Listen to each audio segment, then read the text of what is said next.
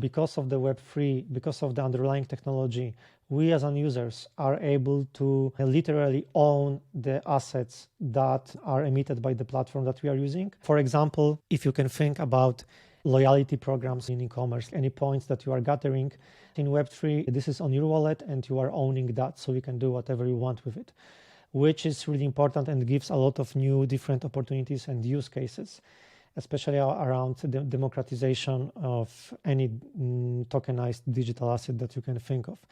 And then there is a trust, meaning that you no longer need any third-party provider that you need to trust. So, for example, one of the components in the Web3 world is the fact that we have native payments. Native payments in the form of cryptocurrency. So if you think about the web as of today, if you want to pay for something in e-commerce, you need to use some payment provider, right? For example, PayPal. And this is the third party that you need to trust in order to deposit your funds, in order to process your funds, to process your data. In Web3 world, there is no such issue because the payments infrastructure is built in a native way to the blockchain, which is cryptocurrency.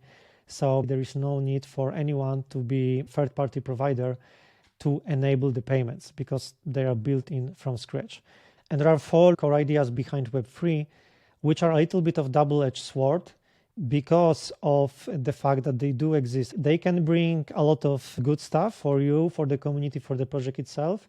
But because of the bad actors in the ecosystem, they can also bring a lot of risks, which I will talk a little bit about later. The core ideas are, first of all, that Web3 is decentralized. There is no central entity that is running the whole thing. It's permissionless. Everyone should be able to connect and to join the network. There shouldn't be anyone who is deciding that specific person with specific profile is not able to join the network and to join the community.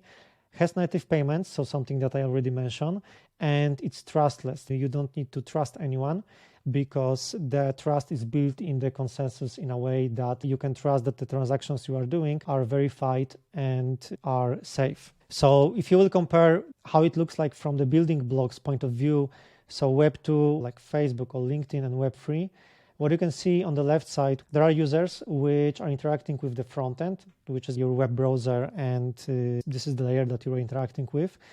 Then what you are doing on the front end is sent to the back end, where the business logic is translated through the software. Then all of the data is stored in the database. And on the left side, what you can see is that all of it is surrounded by the intellectual property. And this is how business model works in Web2, meaning that we control everything, even your user data. We are surrounding ourselves by proper legal instruments in order to defend our business model.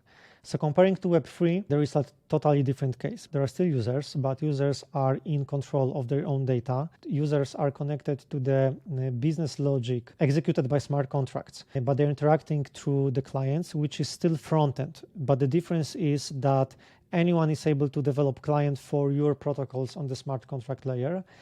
Then on the smart contract side, there is possibility to emit digital assets like utility tokens, NFTs, stable coins. And there is a blockchain, which is more like a register, like ledger for all of the informations about our transactions. And there can be also the governance of the centralized autonomous organization around anything we would like to pick. So this is the starting point. Let's deep dive what it can give us. And when we are considering the Web3, we need to think always about 3 most important areas, which is technology, economics, and law. And what I'm saying that is because if you make any decision around economics, then it will impact your technology and law choices. If there is something from the legal perspective that you need to take into account, then it will impact your choices around technology and economics. This is why it's so important to always consider your Web3 project in those 3 particular areas that are interconnected. You shouldn't do it in silos. It should be done together with a team that is fully skilled in all of these 3 areas in order to be effective and deliver the project that can have any chances to be live in a sustainable way and also be compliant with all of the laws. Hi, I'm Łukasz Szymański from Tokenomia Pro, where we help businesses with tokenization, metaverse, cryptocurrencies, and transition to the Web3 world.